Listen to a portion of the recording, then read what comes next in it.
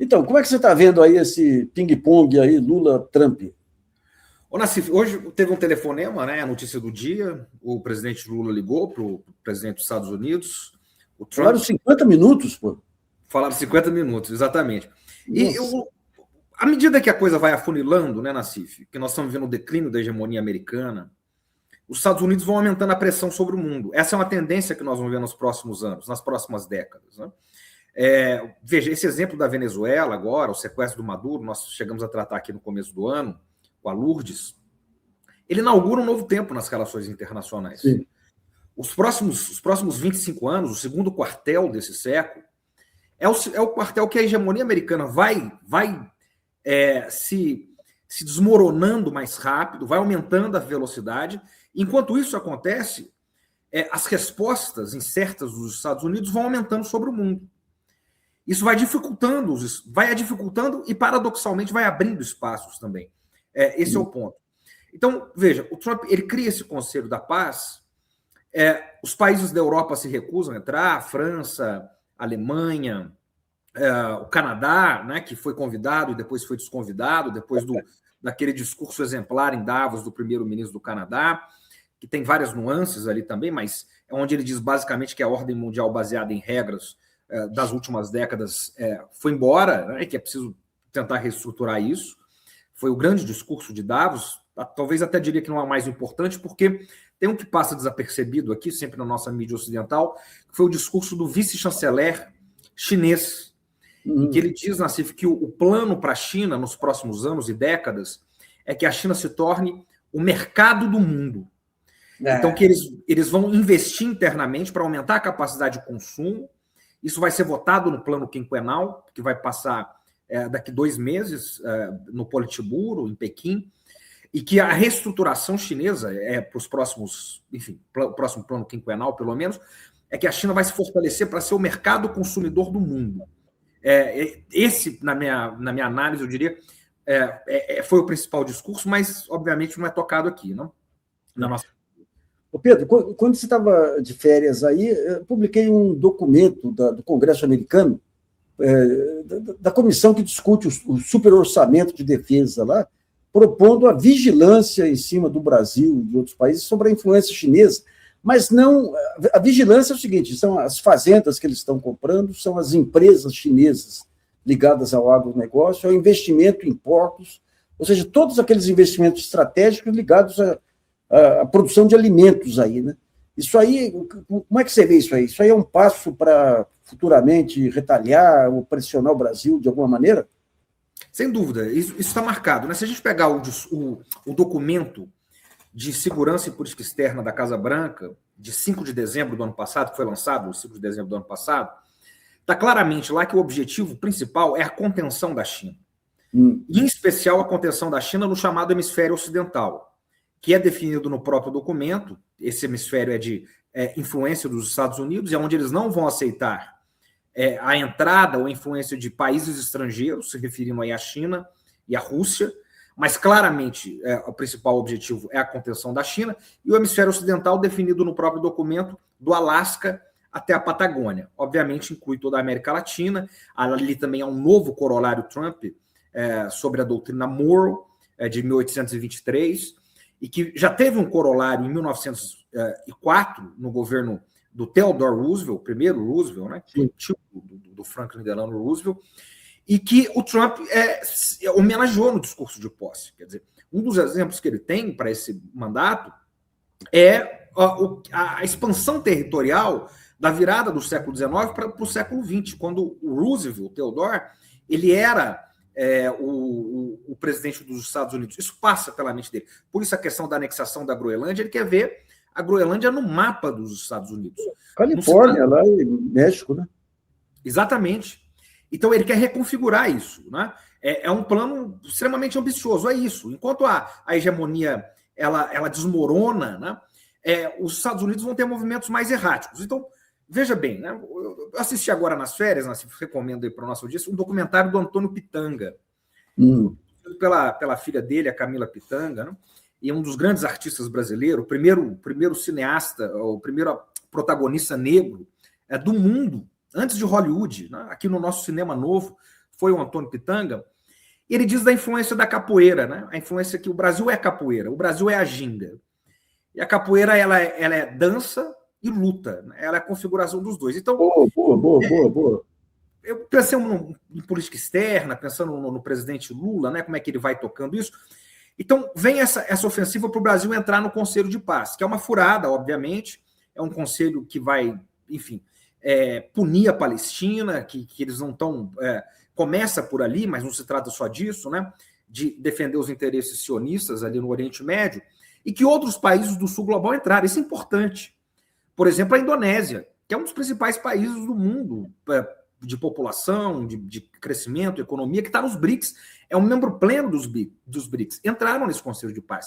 O Cazaquistão, que não é um membro pleno, mas é um membro observador dos BRICS, que pode entrar nos BRICS definitivamente, também entrou.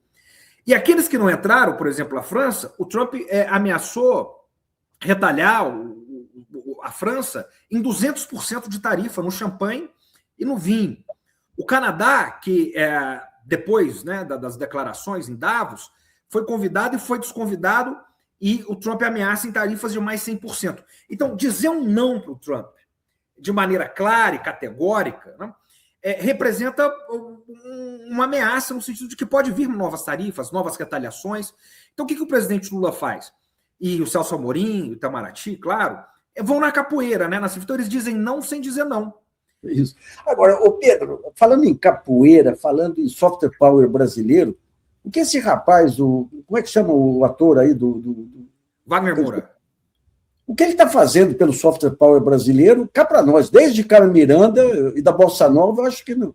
Ele com aquela ginga dele lá, com uma facilidade de falar e tudo, mostrando o lado brasileiro. Ele foi entrevistado por... Esqueci o nome daquela atriz lá, que é uma atriz de uma família tradicional de cinema, lá de Hollywood, tudo lá, que ela falou do abraço.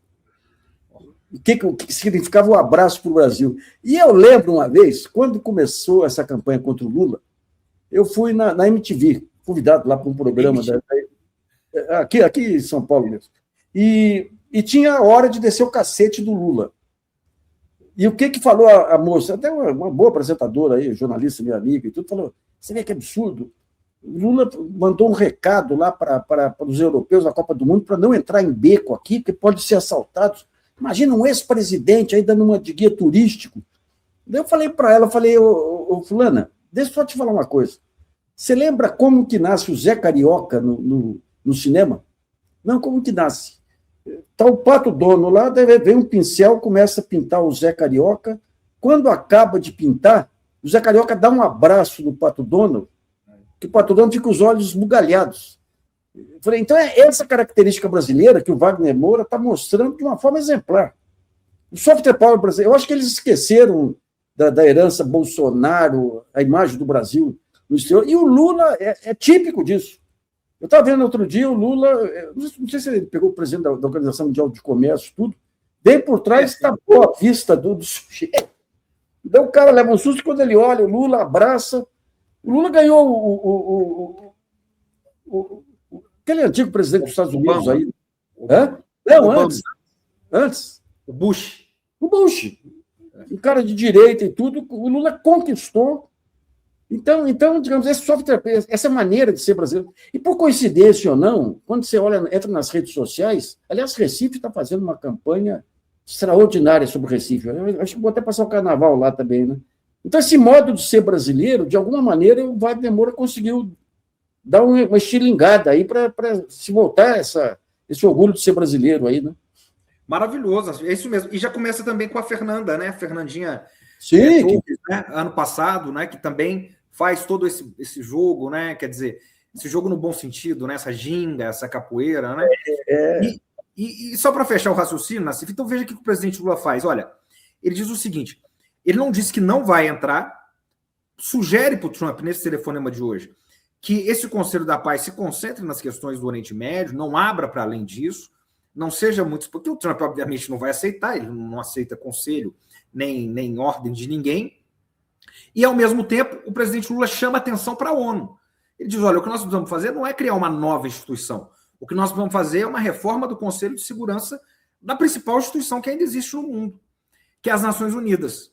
Então, é exatamente esse abraço do Zé Carioca que você descreve aí, né, Nassif? É dizer não sem dizer não para não melindrar. Porque você defende... Veja, eu só vou fechar aqui. Defender a soberania do Brasil é uma questão primária, né, que tem que vir em primeiro lugar, mas o Brasil é um país que não tem segurança, não tem defesa. Nós não temos capacidade de retalhar militarmente. Claro. Então precisa de muita luta e muita dança.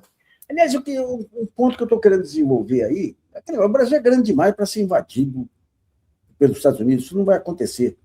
Mas eu estava lembrando a disputa Alemanha-Estados Unidos nos anos 40, nada impede aqui um fortalecimento militar do Milei também.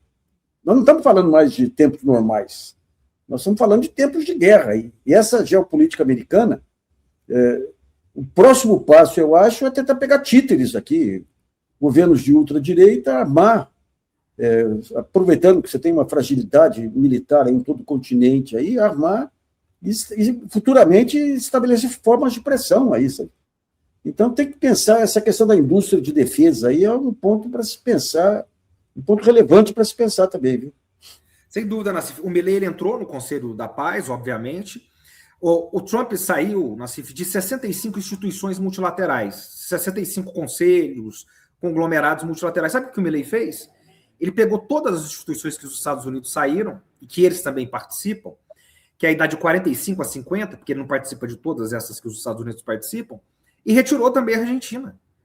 Então, quer dizer, é um grau de vassalagem, de submissão, jamais visto, nem na época do Menem, nem na época das relações carnais.